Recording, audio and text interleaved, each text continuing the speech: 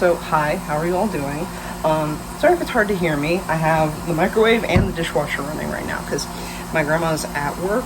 I need to take a shower, and I'm doing dishes, but I'm also eating because I was hungry. Anyhow, so I was watching a video by the YouTube Have you ever had a dream that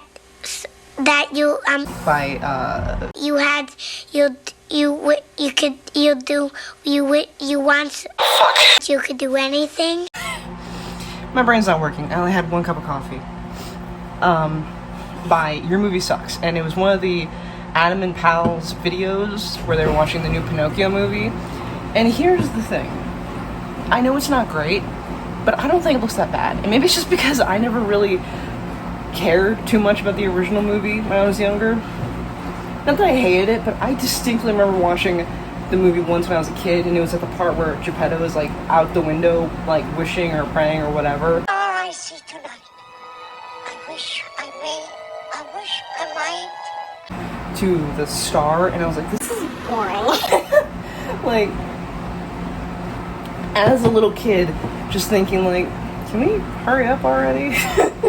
So, it's not that I hated it, I just never really cared too much about it. So maybe that's part of it, but I'd still kind of like it. Here's the thing though. I don't think a lot of the things... Shut up. I don't think the things that are wrong with it are that bad. Because, honestly, I like Tom Hanks as Geppetto. I don't think he's that bad. I mean, it's Tom Hanks. The only thing I find weird is this one part in the beginning where I think he's supposed to be singing kind of like Maurice's song in the live-action Beauty and the Beast, which Kevin Kline does great. I love that song, How Does a Moment Last Forever. I'll get to songs in a second then, because I do have a gripe with that, and that's with like a lot of the Disney remakes, not just Pinocchio. But with Geppetto's song, I can't tell if he's supposed to be singing it or just like reading poetry. The lyrics themselves are fine, but it's just like, I don't know what they were going for with that, but I'm willing to let it go because it's like, whatever, who cares? It's not that big of a deal to me. It's just weird. And one thing that Adam and his friends brought up is like, why are they CGIing a cat? I mean, Cleo, I get, she's a fish. And not that real fish aren't cute or can't be cute and can't emote, but I understand the need to CGI the goldfish. I get that. But here's the thing. I know it sounds crazy, but you can train cats. It's possible. And here's the funny thing. Last night I was watching the 2003 Peter Pan movie, the Jeremy Sumter one. And I actually have that movie on DVD, but I also bought it on iTunes, like, earlier this year. Just because, plus my DVD's kind of fucked up, so like, and I know exactly what part it skips at too. It skips at the part where they first enter the Lost Boys hideout, and it just like freezes, it like stutters, so it's kind of fucked. But anyways, I'm one of those people who grew up watching like DVDs and stuff, and like the bonus features. Granted, I also watched VHSs, like I was growing up in an age where you still had VHSs, but also DVDs were coming in, so I grew up with that transition. Funny enough, not only did I used to watch the bonus features on the Peter Pan DVD, but I also watched the bonus features on the Peter Pan VHS tape that I had. That, like, after the movie was over, it would talk about, like, animation and deleted scenes and shit, and I was like, oh, this is really cool, what the heck?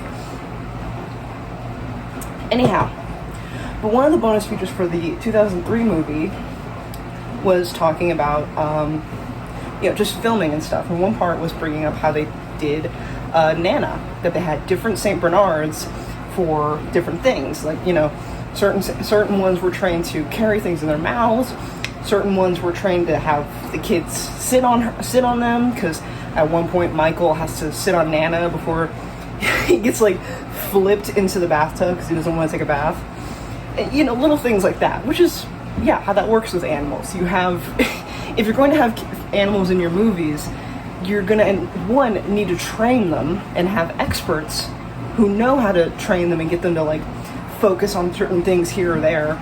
Number one. Number two, it makes sense that you need to have different animals or different types of the same animal to do different things.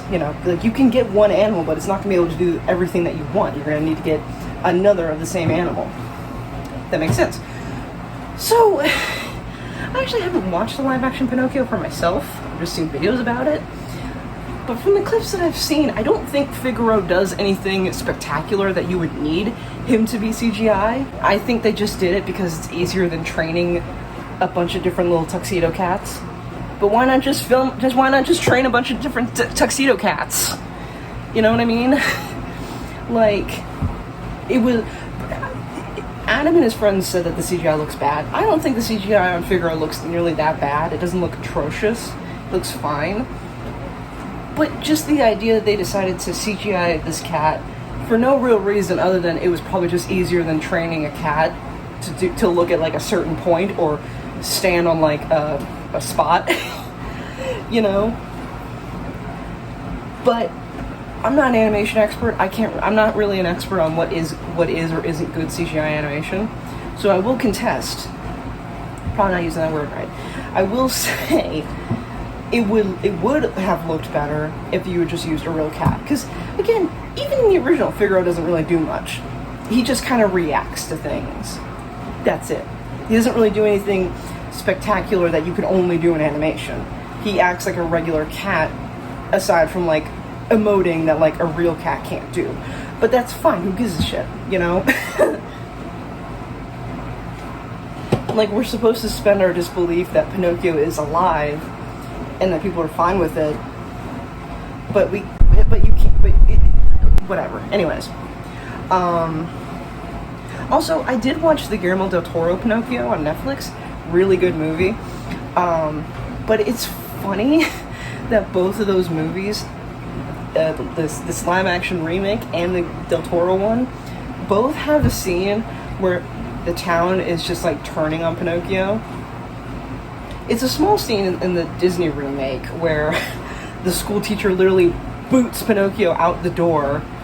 But in the Del Toro one, Pinocchio follows Geppetto to church and freaks everyone out. They're all like, "Oh my God, he's the devil! He's a demon!" Whatever. I would recommend go and watch that movie. It's a lot better than what I'm reciting, I promise. But I don't know, I thought that similarity was kind of funny. And plus it makes sense, because in the original, no one seems bothered that Pinocchio is what he is.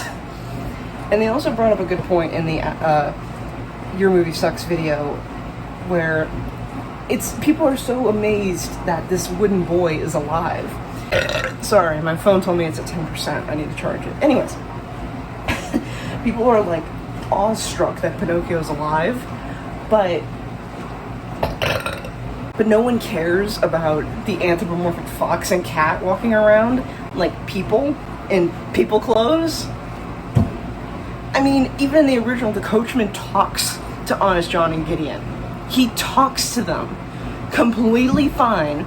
Doesn't ask, like, what the fuck are you guys? Granted, there's the little theory that the coachman is actually Satan, so if you believe that, I guess it wouldn't be too shocking for the devil to be talking.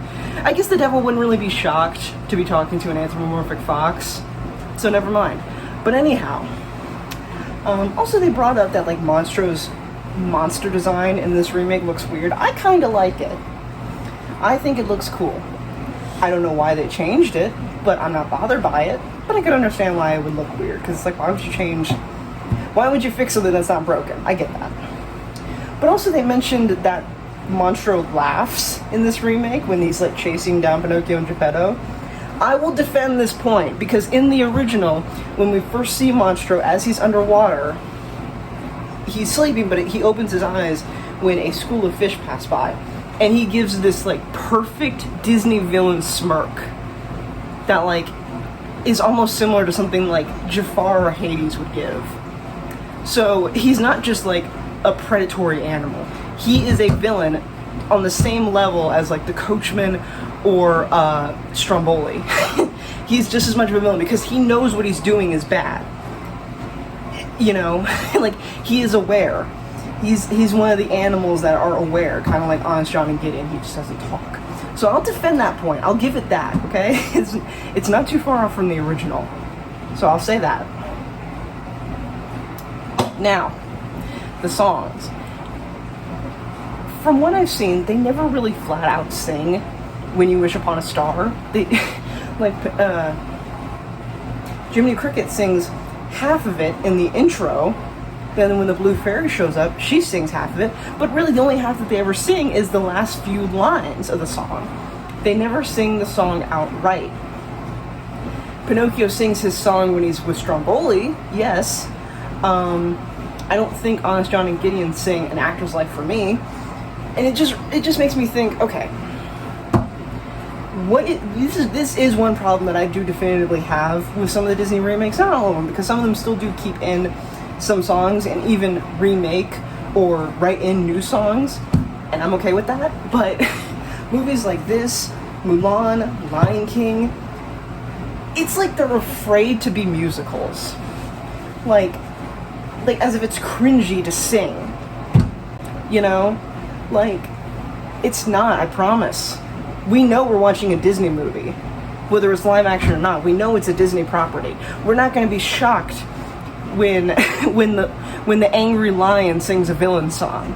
Okay? It's not going to be that surprising, I promise. No one's going to be like, ew, what the fuck? I just promise you, no one's going to care. This is not alcohol, by the way. This is just sparkling water. Anyways, and I'll defend 2017 Beauty and the Beast till I'm dead. I promise you. So you have to give it credit for at least keeping in the songs. Granted, I still think it's weird that they rewrote most of Be Our Guest, really only just for changing the line 10 years. Because I guess they heard the random, not even really theory, but just thing going around online where people were like doing the math on the 10 years thing, and the line in the intro that the narrator says that the Beast only has until his 21st birthday. People did the math and they were like, oh my god, the Beast would have been like 10, or at least like a little kid when he got turned into a beast. Like, okay, that's not really a theory, that's just a little funny thing that someone realized when they did like some quick math, which is not bad. So while it doesn't really bother me too much, I think it's weird that they changed it, probably just because of that. But whatever, I don't care. Ian McGregor's great. I love hearing him sing Be Our Guest. I'm not bothered by that. And also, they did a few new songs that I actually quite like. You know, again, I mentioned Maurice's song, How Does a Moment Last Forever. Do not tell me you listened to that song and didn't fucking cry. Fuck you if you didn't, because that song is great. Okay? I love Kevin Kline. You can kiss my ass. Anyhow. And I forget the name of the song. There's also a song that they sing halfway through, like the Enchanted Objects sing after the Beast is like wounded from the wolf attack and is like bedridden for a couple days. I forget what it is, but there's also a part where they like flash back to him as a child when his mom is dying while they're singing and stuff. And it's a really good song. It's kind of like they replaced Human Again with this, which sounds bad, but I'm not bothered by it. I'm really not. You know, like, I'm fine with it. Whatever. And with Jungle Book, I don't even think they really rewrote any of the songs.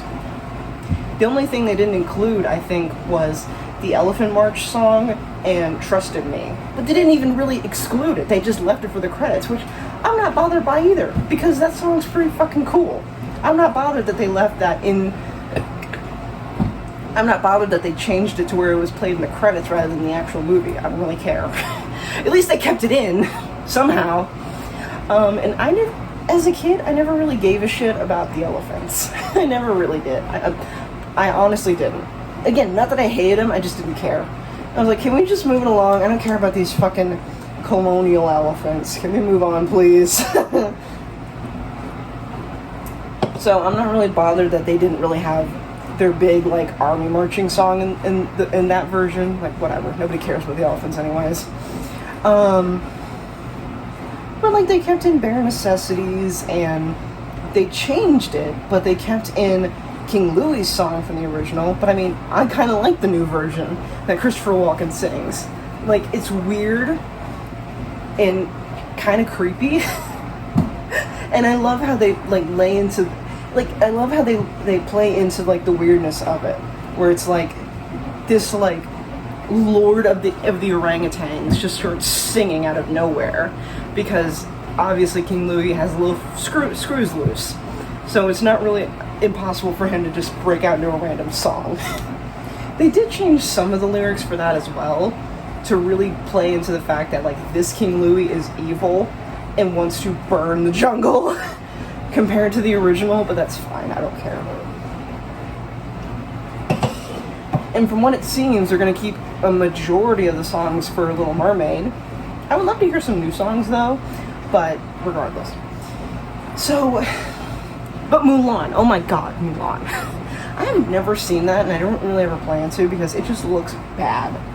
It looks bad, just like with Lion King.